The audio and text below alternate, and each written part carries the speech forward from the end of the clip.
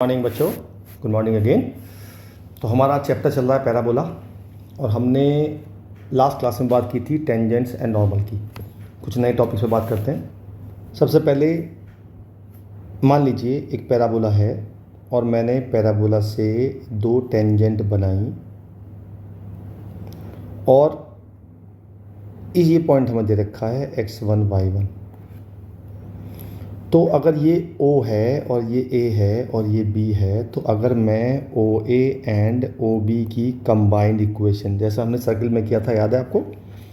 तो OA and OB की combined equation अगर मुझे निकालनी है तो फॉर्मूला होता है S1 is equal to T square. अब इसमें S क्या है, S1 क्या है, T क्या है, वो मैं आपको खुल के बताता हूँ। मान लेते हैं मैंने इक्वेशन ले ली y square is equal to 4ax।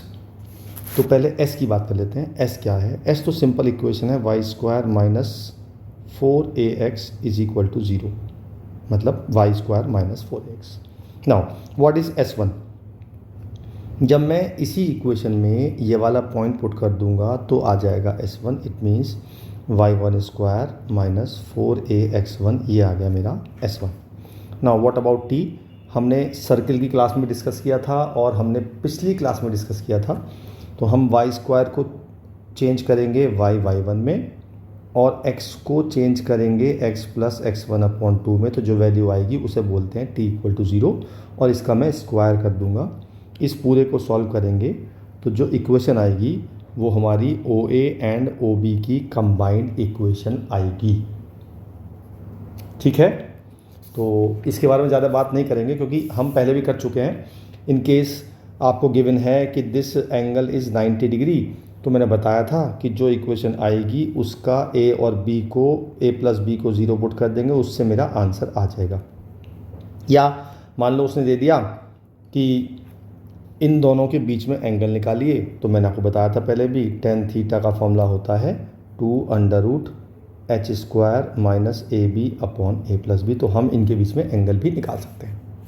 Alright, चलिए आगे चलते हैं। नाउ कॉर्ड ऑफ कॉन्टैक्ट, ये क्या होता है? मान लेते हैं ये एक अगेन पैराबोला है और मैंने इस पॉइंट से x1 y1 पॉइंट से दो टेंजेंट खींची, एक ये वाली और एक ये वाली। ये मैंने मान लिया O, ये A, ये B। तो जो AB होगी that is called chord of contact. ठीक है जी। और कॉर्ड ऑफ कॉन्टैक्ट इक्वेशन पता है? आप गेस करो क्या होती है। Yes, you are guess right. T equal to 0 is the equation of chord of contact. यानी कि अगर मैं इक्वेशन ले लूँ इसकी पैराबोला की y square is equal to 4ax और ये पॉइंट मैंने लिया x1 y1, तो मेरी कॉर्ड ऑफ कॉन्टैक्ट इक्वेशन हो जाएगी y into y1 is equal to 2ax plus x1। Simple as that. ठीक है जी। चलिए अब हम कॉर्ड ऑफ कॉन्टैक्ट पे एक क्वेश्चन डिस्कस कर लेते हैं। मान लेते हैं क्वेश्चन है the tangents are drawn from the point इतने to the parabola this, show that the length of the chord of contact is this. Okay, तो हम क्यों ना इसी फिगर को इलेबोरेट करें, क्योंकि हमें पैराबोला यही गिवन है और पॉइंट भी यही गिवन है, बस मुझे ए बी की लेंथ निकालनी है। ठीक है जी, स्टार्ट करते हैं। तो मैंने क्या किया, मैंने दो पॉइंट लेट कर लिए। मैंने ए को मान लिया AT1 स्क्वायर कॉमा 2AT1 और इसे मान लिया मैंने AT2 स्क्वायर कॉमा 2AT2। और मैंने लास्ट क्लास में बताया था जब हम T1 और T2 पे दो टेंजेंट बनाते हैं तो वो जहाँ मीट करती हैं उस पॉइंट को हम क्या बोलते हैं? उसको बोलते हैं, मैंने बताया था, x वाले कोऑर्डिनेट का ज्योमेट्रिक मीन निकालना होता है और y वाले कोऑर्डिनेट का अर्थमेटिक मीन। तो ये पॉइंट होता है AT1 T2 comma AT1 plus T2, इससे निकालते हैं हम ये वाला पॉइंट। मैंने ये वाला पॉइंट भी आ गया। अब ये पॉइंट मुझे x1 y1 गिवन है। इसका मतलब ये हुआ कि x1 की वैल्यू होगी AT1 T2 और y1 की वैल्यू होगी AT1 प्लस T2 और मुझे AB की लेंथ निकालनी है। तो AB की लेंथ निकालूंगा मैं डायरेक्ट सिस्टम से। कौन से? डिस्टेंस फॉर्मूले से direct. AT1 square minus AT2 square का whole square, x1 minus x2 whole square plus 2AT1 minus 2AT2 का होल स्क्वायर। ओके, चलिए जी आगे चलते हैं। अब देखो यहाँ से मेरा a कॉमन आ रहा है, लेकिन बाहर आके a स्क्वायर हो जाएगा। यहाँ से भी a कॉमन आ रहा है, वो बाहर आके a स्क्वायर हो जाएगा। तो पूरे से बाहर आके a बाहर आ जाएगा। अच्छा जी, अंदर क्या बचता है? यहाँ बचेगा t1 square minus t2 square का होल स्क्वायर, और यहाँ बचेगा 4 बाहर आ जाएगा, t1 माइनस t2 का होल स्क्वायर। मैं इसके फैक्टर कर सकता हूँ। इसके फैक्टर कर लिए मैंने, अंडर इसके कर लिए t1 minus t2 into t1 plus t2 का whole square plus 4 t1 minus t2 whole square. अब मुझे पता है कि ये पूरा देखो, ये और ये कॉमन निकल रहा है, बाहर आके इसका स्क्वायर हट जाएगा, तो ये हो जाएगा a t1 माइनस t2, और अंदर बचता है t1 प्लस t2 का होल स्क्वायर प्लस 4। यहाँ तक क्लियर हुआ? चलिए जी आगे चलते हैं। अब हम क्या करते हैं, हम वैल्यू पुट करते हैं। हमारे पास वैल्यू किस किस की है? हमारे पास t1 प्लस t2 की वैल्यू है, हमारे पास t1 प्लस t2 की वैल्यू है y1 अपॉन a, और t1 t2 की है x1 अपॉन a। तो मैं सबको t1 प्लस t2 और t1 इंटू t2 में चेंज करूँगा। तो हमने ये चीज़ पढ़ी है, कहाँ पढ़ी है? क्वाड्रेटिक इक्वेशन में पढ़ी है। मतलब मान लो ये हो अल्फ़ा माइनस बीटा, तो हम अल्फ़ा माइनस बीटा को क्या लिख सकते थे? हम लिख सकते थे अल्फ़ा प्लस बीटा का whole square minus 4 alpha beta.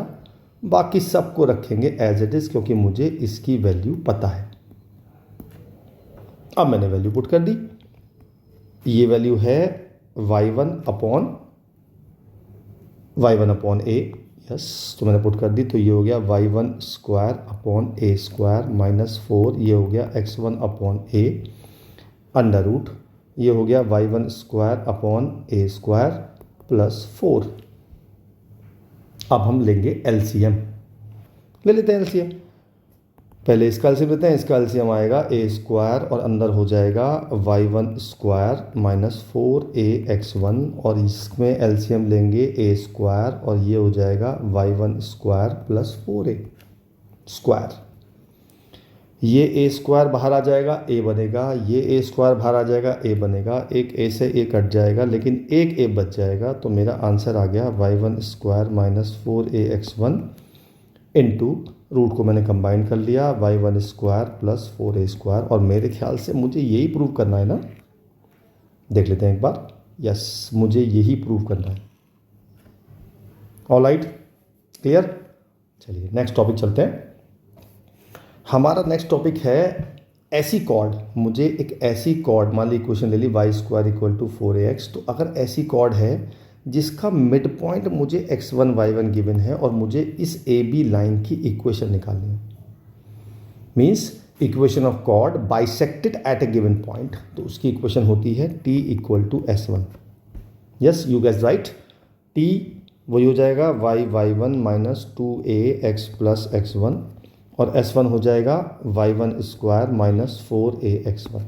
इसको सॉल्व करेंगे तो मेरी ए बी लाइन की इक्वेशन आ जाएगी। ओके, चलिए जी इस पे क्वेश्चन कर लेते हैं बेस, देख लेते हैं क्या है। ये लिखा है show that the locus of the mid points of the normal chord of the parabola this is equal to this.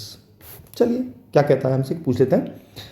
वो कह रहा है जी ये एक पैराबोला है, मान लेते हैं ये एक पैराबोला है, मैंने एक नॉर्मल खींची, ये नॉर्मल खींची, मुझे इससे नॉर्मल के मिड पॉइंट यानी कि इसका लोकस निकालना है। Got it? चलिए, तो मैंने क्या किया, मैंने इसको ए बी मान लिया, और ए को मान लिया मैंने A T square comma 2at। आपको पिछली वीडियो से याद होगा, मैंने आपको नॉर्मल की इक्वेशन लिखवाई थी एट पॉइंट टी, और वो क्या थी याद है आपको? मैं याद दिलाता हूँ, y plus T X is equal to 2at plus A T cube. ये मेरी हो गई इक्वेशन। अच्छा जी, अब मुझे ए बी की इक्वेशन एक तरह से, ये किसकी इक्वेशन आई? ये आई ए बी की इक्वेशन।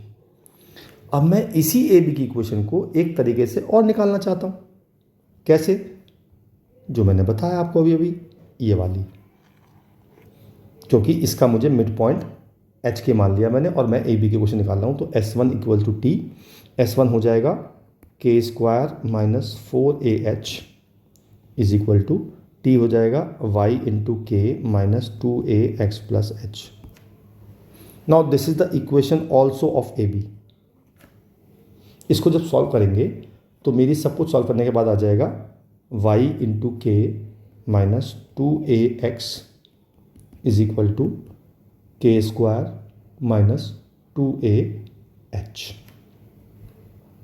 आ गया जी। अब ये इक्वेशन और ये इक्वेशन दोनों सेम है, तो मुझे इनको कंपेयर करना है। तो मैंने आपको पहले ही बताया था एक बार कि जब भी हम दो लाइन को कंपेयर करते हैं तो पहले उसकी एक टर्म को सेम बनाते हैं। तो मैंने y को सेम बना दिया, मैंने पूरी इक्वेशन को k से डिवाइड कर दिया, तो y minus 2akx is equal to K square minus 2ah upon K. Now we can compare. तो जो x का कोफिशिएंट होगा वो इक्वल टू x का कोफिशिएंट होगा और constant term equal to constant term के हम रख सकते हैं। तो मैं रख दिया t इक्वल टू मेरा आ गया माइनस के 2a अपॉन के और एक आ गया 2at plus at cube is equal to K square minus 2ah upon K. अब मुझे लोकस किसका निकालना है? मुझे लोकस निकालना है h और k का। इसका मतलब मुझे t को एलिमिनेट करना है। सिंपल, कितना आसान हो गया देखो। इस t की वैल्यू को आप इसमें पुट कर दीजिए तो आपका आंसर आ जाएगा। करते हैं 2a, ये हो गया माइनस के 2a अपॉन के प्लस a माइनस के 8a क्यूब अपॉन के cube is equal to K square minus 2ah upon के। इसका एलसीएम पहले सॉल्व कर लेते हैं इसे। ये आया माइनस के 4a स्क्वायर अपॉन के, ये आया माइनस के 8a की पावर 4 अपॉन के cube is equal to K square minus 2ah upon के।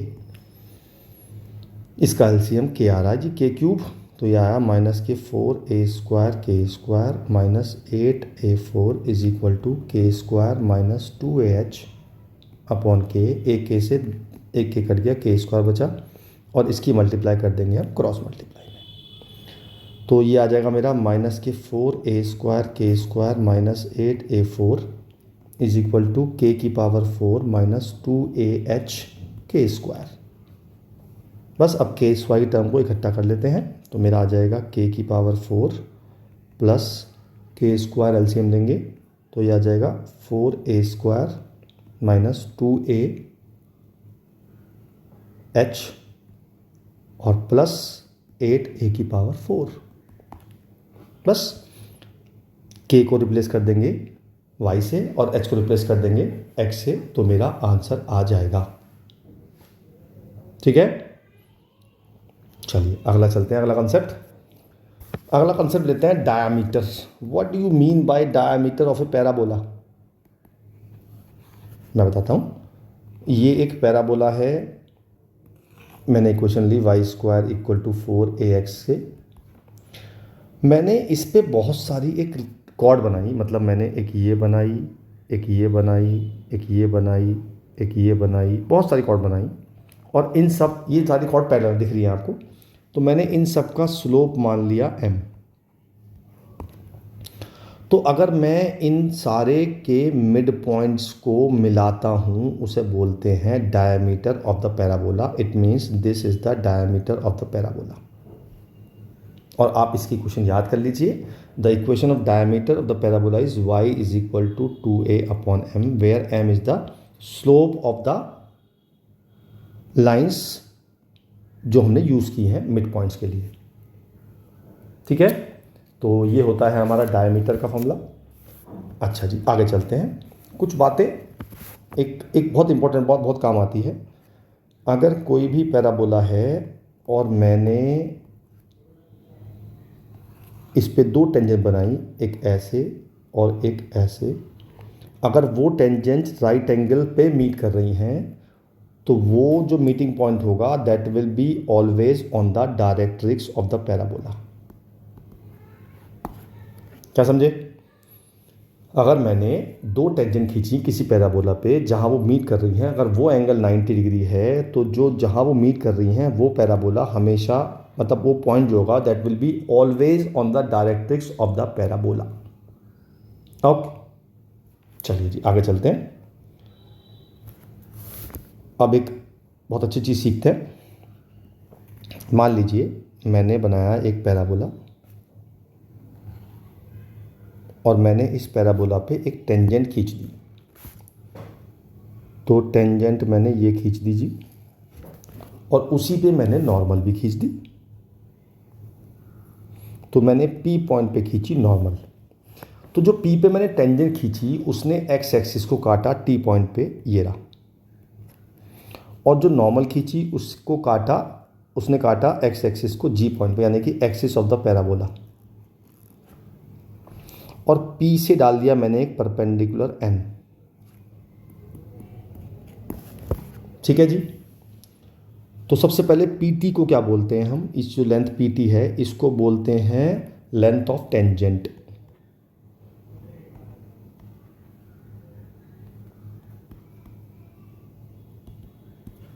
तो PT हो गई लेंथ ऑफ टेंजेंट। ऐसे ही PG हो गई लेंथ ऑफ नॉर्मल। ये तो आसान दिख रहा है आपको सब भी। तो डेफिनेशन क्या हुई इसकी, अगर मैंने किसी पॉइंट से एक टेंजेंट बनाई, उस टेंजेंट ने एक्सिस को T पॉइंट पे काटा, तो P से लेके T तक की डिस्टेंस जो होगी that will be length of tangent. और उसी P से नॉर्मल डाली मैंने, वो ने काटा एक्सिस को G पॉइंट पे, तो जो PG होगी वो होगी हमारी लेंथ ऑफ नॉर्मल। ठीक है जी। अब मैंने P से डाला परपेंडिकुलर, तो जो TN होगी, ध्यान से देखना, इसे बोलेंगे लेंथ ऑफ सब टेंजेंट।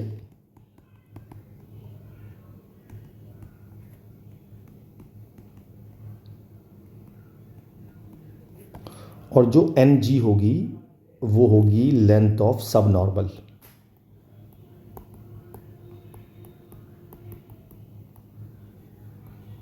ऑलराइट, इसका फॉर्मूला मैं कोई नहीं बता रहा हूँ आपको, बस आप इतना याद कर लीजिए कि आप फिगर देखिए ध्यान से, क्योंकि सब चीज़ क्वेश्चन में डिपेंड करेंगी कि क्या पूछ रहा है क्या नहीं।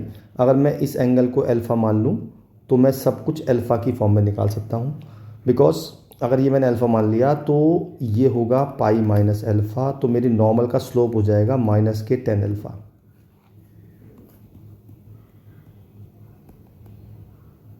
तो मैं इससे लेंथ ऑफ टेंजेंट भी निकाल सकता हूँ, लेंथ ऑफ नॉर्मल भी, लेंथ ऑफ सब टेंजेंट भी, लेंथ ऑफ सब नॉर्मल भी। ओके, तो हमारी पैराबोला का जो थ्योरी है वो ऑलमोस्ट ख़त्म हो गई है। अगर कोई एक वीडियो और बनेगी तो शायद बनेगी, अदरवाइज़ ख़त्म हो गई है। बस आपको अब प्रैक्टिस करनी है, करते जाइए, प्रॉब्लम हो मुझे बताते जाइए। ऑलराइट, फिर मिलते हैं किसी अगले टॉपिक के साथ, तब तक के लिए बाय बाय।